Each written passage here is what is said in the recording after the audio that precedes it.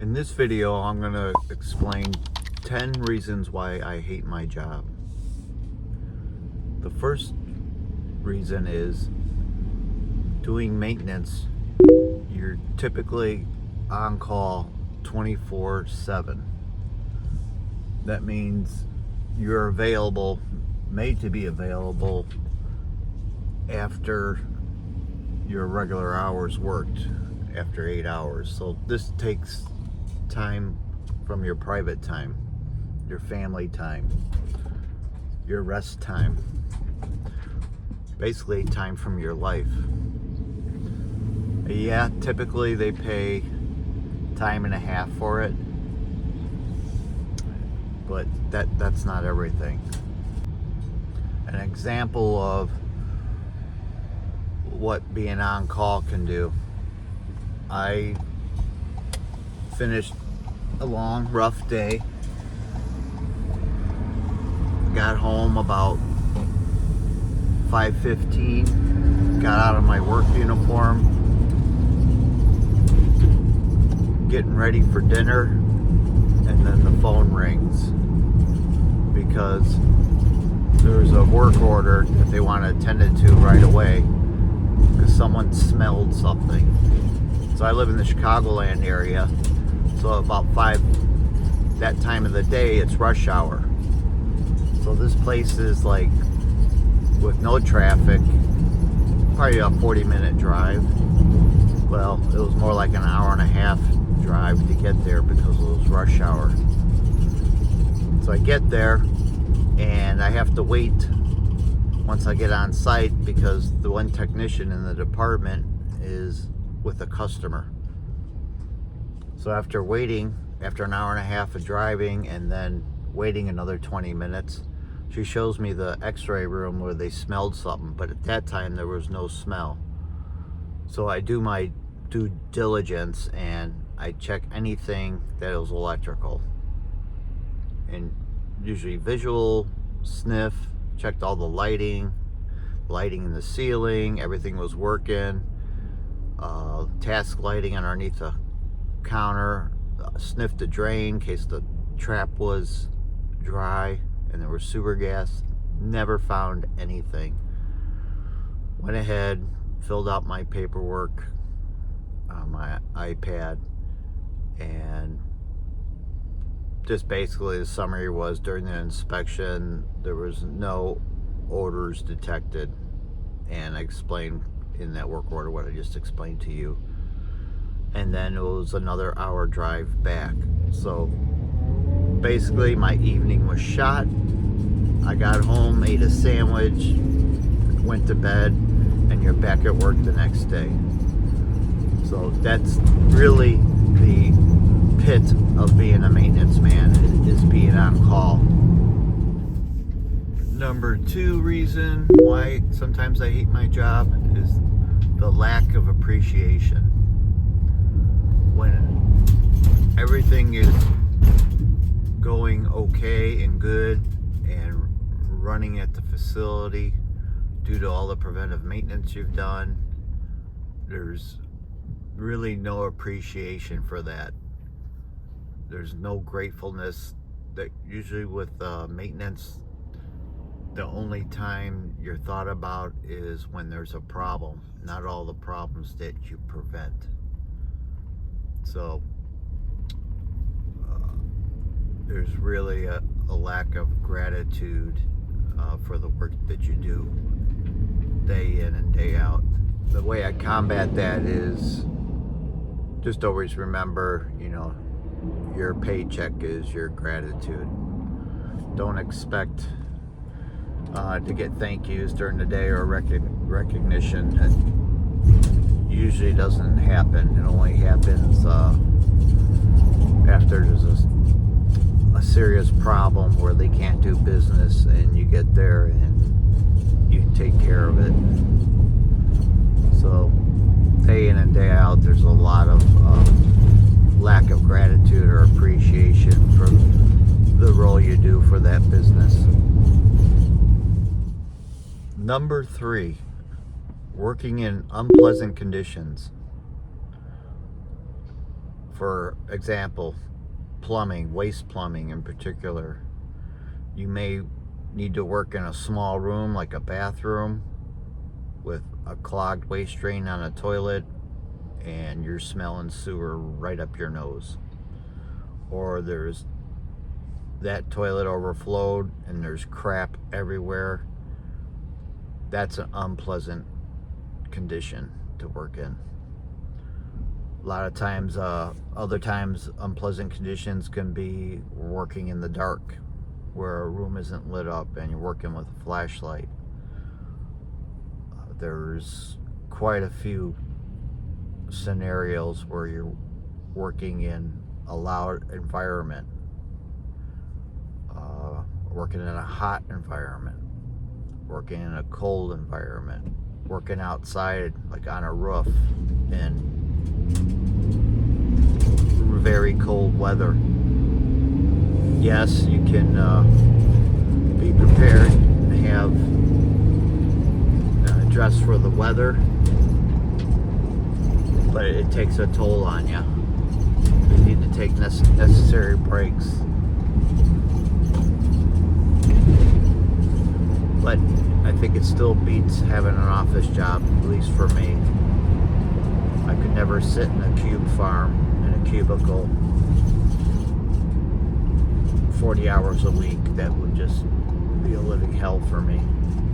So there is a lot of unpleasant conditions that you'll need to be working in. A maintenance job can be physically demanding, where you're lifting heavy objects.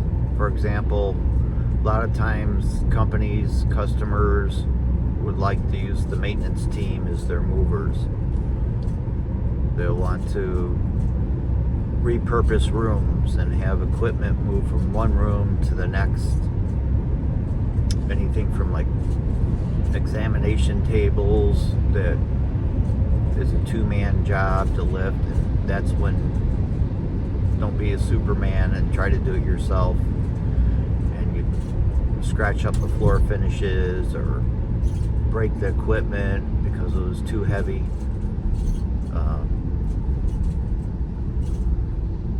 Take care of your own safety.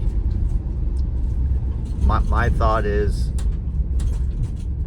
this is a two-man job. If that comes across my mind, then it is a two-man job. Put it on hold and wait until you can get some help, because it's not worth hurting yourself or damaging the equipment or causing a floor repair because you ripped up the vinyl sheeting on the floor. So the job can be physically demanding and it can take a lot of wear and tear on your body. That's a real bummer part of the job, but you gotta use your head. Just don't try to be what I call a yes man. Everything is, oh, we want you to do this, the work order is this, and it's yes, yes, yes, yes. Put limitations on it. Everything can wait. I always use the example, this is not a fire and police job. Lives are not at stake. It's maintenance. Use your head, and if it's a two-man job or a three-man job, put it on hold and wait. Take it easy on your body and don't hurt yourself. Dealing with difficult people is a reason maintenance job, I can hate it. Because what's going on in these people's lives, what's happening with the building not working correctly or their equipment not correctly, they get a lot of anxiety and frustration. I mean, it started way before you even got the work order.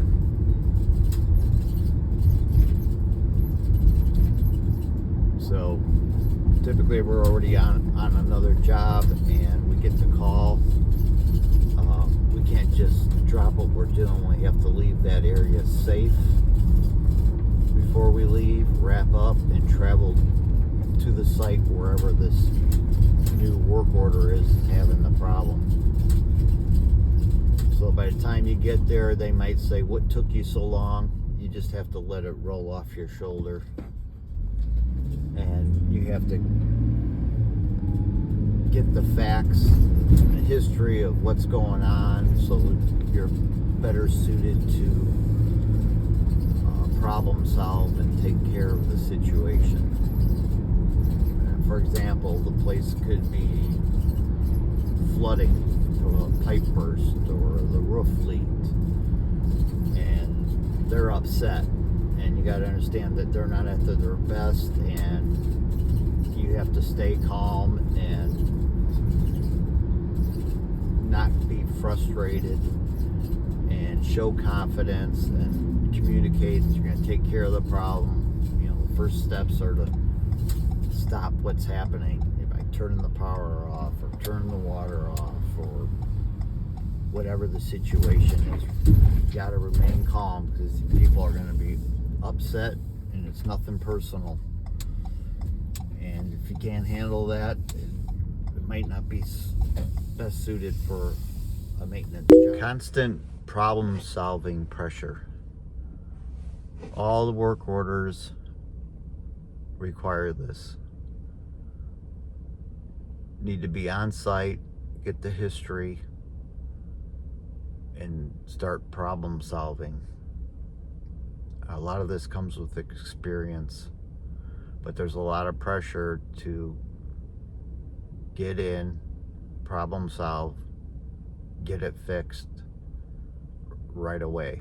This is a constant pressure of a maintenance man or woman, and that can take a toll on you, especially when you have a high-paced work environment. Every day you're getting pounded on with something new, especially when they don't have enough maintenance staff. So you're putting out one fire and just going to the next fire and putting it out day in and day out. That pressure can put a lot of stress on you, and you could get to the point where on your weekends, on a Sunday evening, all you're thinking about is going back to work and facing all these new problems that are coming. The way I do compartmentalization thinking. So when I leave work, I do my best to leave it at work. Don't be thinking about it. Go to your private life. It's family time or hobby time, whatever you do after hours. You got to put it away and try not to think about it until you go to work the next day. Your brain needs a rest. Budget and resource limitations. There'll be times where you're working on the same piece of equipment because it's end of life and it's been needed to be replaced years ago, but you're told there's no money to replace it and do what you can. So this puts a lot of strain on you, because when the equipment goes down, you have to stop what you're doing, leave what you're working on, travel somewhere, and do another Band-Aid fix to it. And this can be repetitive and can go on for a very, very long time due to budget restraints. You know what the problem is. It's old and tired and should have been replaced, but they won't replace it. So they keep leaning on you to make a repair and get it going, which kind of just prolongs replacing the equipment, because, oh, we'll just give it to Tom and he'll get it going. He did it before. That's very stressful. It can make you want to hate your job and leave. Too many times that has been the scenario, and you just have to, again, compartmentalize and get used to it and move on. Risk of injury. That's a big one. Sometimes you'll be asked to do things that are completely dangerous. Working with electricity, hot water, high heights. You got to do it the safe way. You got to put the work order on hold and get the right safety equipment, then go ahead and do so. Again, you don't want to be the yes man and get it done and injure yourself. We all want to go home in the evening the same way we came to work in the morning. Only you are most responsible for your own safety. If you don't feel comfortable doing something, don't do it. That's my advice. Working with inadequate tools is a real pressure. There's a lot of times as a maintenance technician that you don't have the proper tools. Like example is a door that has a conventional lock on it is upgraded to electronic lock keypad. So you have to cut extra holes in the door to accommodate this new lock device. Now, if they were to go ahead and pay the money to have a locksmith come and do it, typically they'll have a jig for that model electronic lock pad that they could just put on the door and make precise cuts, straight, not on an angle, and quickly. As a maintenance tech, you may not have all these jigs that the specialized locksmith or vendor would have. So you may need to struggle, it'll take longer, and you may have to use a chisel and a hammer or just a regular hole saw and do the best you can. You may do your first cut and then have to come back and trim it out with a razor blade or a chisel to accommodate the new install. And this can make the job more difficult, take longer, but you got to get through it because you won't always have the exact proper tools that you need. A jig like that could be easily $300, $400, $500. And if you're only doing this type of task once a year, you likely won't get approval for a $300 or $500 tool that you're using just once a year. So that can add stress and make you hate the job. And that was 10 reasons why I hate my job. Of course, I don't hate my job all the time. Most of the time I enjoy it. And I'm gonna come out with a video that is 10 reasons why I love my job. But if any of those 10 reasons hit home with you, put it down in the comments. Or if you have your own, put it down in the comments. I'd like to hear what you have to say.